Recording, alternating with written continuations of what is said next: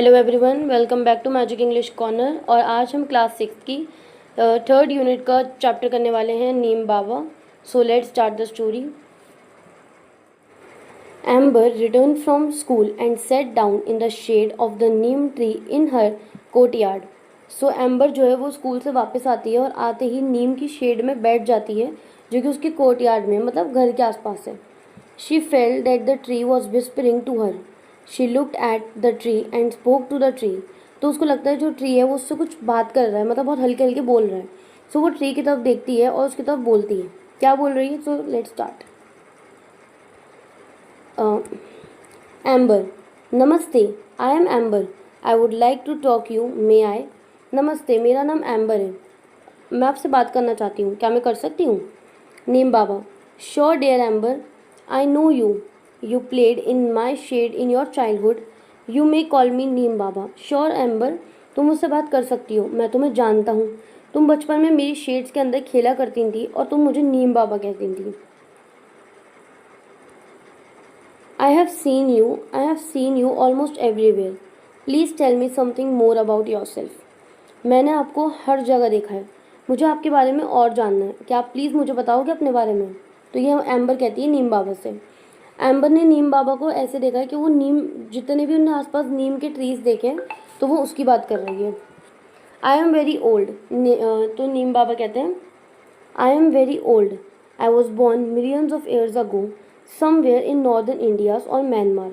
मैं बहुत पुराना हूँ, मैं मिलियंस ऑफ ईयर्स पहले पैदा हुआ था नॉर्दर्न इंडिया में और उसके बाद मैं म्यांमार में हुआ था। Soon my family spread outside India. और उसके बाद मेरी जो फैमिली है वो इंडिया के बाहर भी स्प्रेड होने लगी।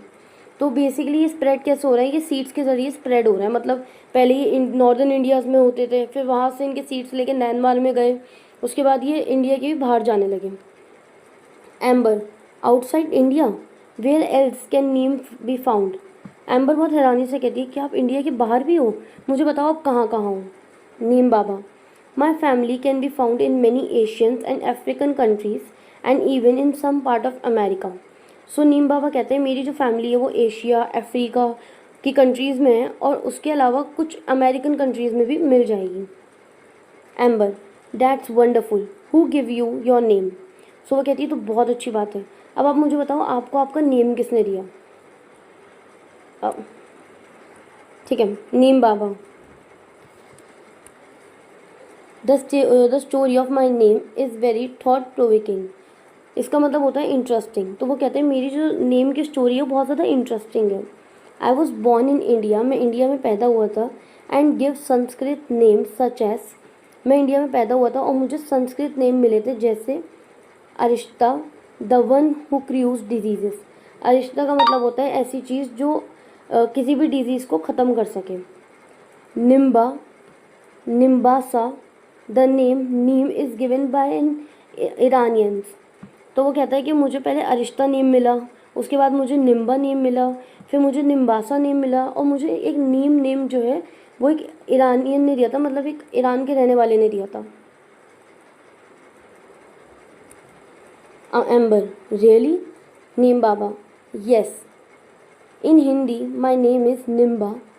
इन India I have other names Neem, Limba, Nimori, Nimbamad, Nimbi, Nimmo. So अपने नेम्स बता रहे हैं जो भी उनको नेम्स इंडिया से मिले हैं। You are so well known, that's it's wonderful. आपको कितना पता है अपने बारे में, ये बहुत बड़ी बात है, बहुत वंडरफुल बात है। Neem Baba, dear Amber, we become well known for what we do. People find us useful and that is why they know us. So वो नीम बाबा जो है उसे बताता है कि लोग मुझे इतना जानते हैं वो भी इसलिए क्योंकि मैं बहुत ज़्यादा यूज़फुल हूँ। Scientist call me bitter grace of God. Grace मतलब ब्लेसिंग्स। तो साइंटिस्ट जो है वो मुझे कड़वा ब्लेसिंग कहते हैं गॉड की तरफ से, और नेचर गिफ्ट्स कहते हैं टू मैन। गॉड की तरफ से मुझे नेचर गिफ्ट कहते हैं जो गॉड ने लोगों को दिया है। क्लीनिंग पार्टिंग्स कहते हैं, पार्टिंग ट्री कहते हैं। Some even call us magic tree and the tree of 20th century. और कुछ लोग मुझे कहते हैं कि मैं 20 सेंचुरी से हूँ, कुछ लोग मुझे मैजिक ट्री कहते हैं कि मैं जादू करता हूँ, कुछ लोग मुझे गॉड की तरफ से गिफ्ट कहते हैं। तो ये सब उन्हें हम लोग कहते हैं, मतलब इंसान कहते हैं। Amber, yes I once had a cough and I could not breathe properly. My grandmother cursed me with a medicine made from neem bark. So Amber को याद आता है कि हाँ, जब एक बार मुझे ठंड लग गई थी और मेरा गला बैठ गया था, मुझे सही से प्रॉपरली मैं ब्रीथ नहीं कर पा रही थी, सांस नहीं ले पा रही थी। सो मेरी ग्रैंड मदर ने मेरे लिए एक मेडिसिन बनाई थी नीम की बर्ग से, और वो मुझे दी थी। And when my father had itching in his eyes, she prepared a kajal from neem flower which curd him. सो वो बताती है कि जो मेरे फादर के आँख में इचिंग हो रही थी, और मेरी ग्रैंड मदर ने उनके लिए भी काजल बनाया था नीम के फ्लावर्स से, जिनसे उनकी जो आँख है वो बिल्कुल सही हो गई थी। ठीक है, जो आँख है मतलब बिल्कुल सही हो गई थी उस काजल को यूज़ करने से। Neem Baba, oh little Amber, you know so much. Remember these remedies are to be used only by people who are well trained and have a lot of experience. तो नीम बाबा कहते हैं, ओ लिटिल एम्बर, तुम कितनी छोटी हो लेकिन तुम्हें कितनी सारी रेमेडीज़ का पता है। तुम्हें याद है ये रेमेडीज सिर्फ वही लोग यूज़ कर सकते हैं जो इनमें एक्सपर्ट हो या फिर ट्रेन हो। Amber, yes I will, tell me Neem Baba, is there any use of neem for the farmers. तो वो पूछती है कि हाँ मुझे पता है नीम बाबा, आप मुझे ये बताओ कि क्या नीम को फार्मर्स भी यूज़ करते हैं। Yes yes, if the powder of neem seeds is mixed in water and spray on the plant and trees, the lactose don't eat them. If it is used in the rice field where water remains standing, it stop mosquito breeding and help to increase crop yield. सो वो कहते हैं हाँ farmers भी use करते हैं। जब farmers मेरे seeds का जो पाउडर होता है उसे पानी के साथ मिक्स करके स्प्रे करते हैं, तो जितने भी फ्लाइंग इंसेक्ट्स होते हैं जो क्रॉप को डैमेज कर सकते हैं वो उसके पास भी नहीं आते। स्पेशली राइस में क्या होता है ना, राइस बेसिकली पानी के अंदर वो होता है, पानी के अंदर उगाया जाता है। तो उसमें क्या होता है, पानी की वजह से बहुत ज़्यादा मॉस्किटोज़ और ये सब आ जाते हैं, इंसेक्ट्स आ जाते हैं जो उसे ख़राब करने की कोशिश करते हैं। तो अगर हम नीम का सीड्स का जो स्प्रे होता है अगर करें तो उससे ये लोग बिल्कुल भी नहीं आते। It also save the crop from termites which eats roots of the crop and it also stop breeding of other insects that eat crops. तो बेसिकली वो लोग जो हैं अगर ये स्प्रे करें तो जितने भी इंसेक्ट्स होते हैं, जैसे कि टर्मिट्स जो इंसेक्ट्स होते हैं वो वुड खाते हैं, तो वो लोग भी भाग जाते हैं और क्रॉप को भी कोई डैमेज नहीं होता। Amber, that means if we put the powder of neem seeds in stagnant water around our homes, mosquitoes.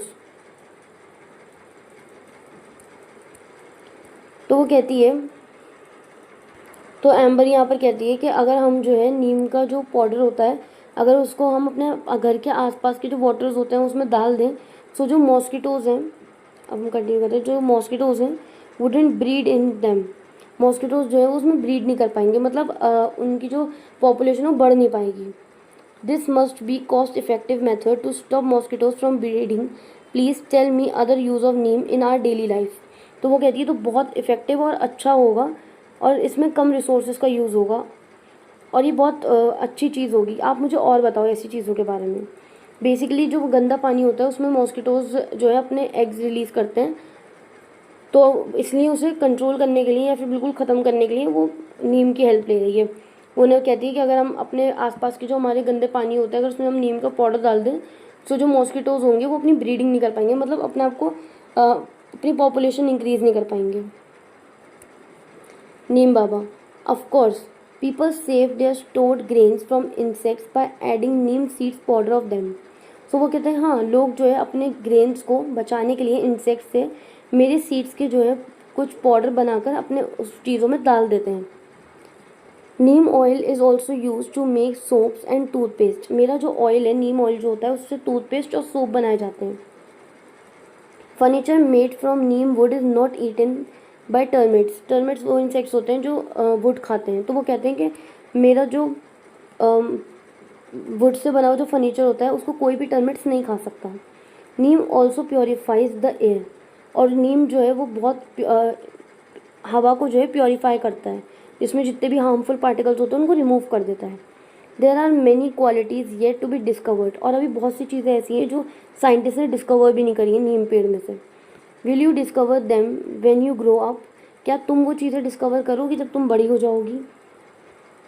सो उस पर एम्बर कहती है yes Neem Baba, I will, thank you for your time today. तो वो कहती है हाँ मैं ज़रूर करूँगी, आपके वक्त के लिए बहुत बहुत शुक्रिया नीम बाबा, ब्लेस यू माई चाइल्ड।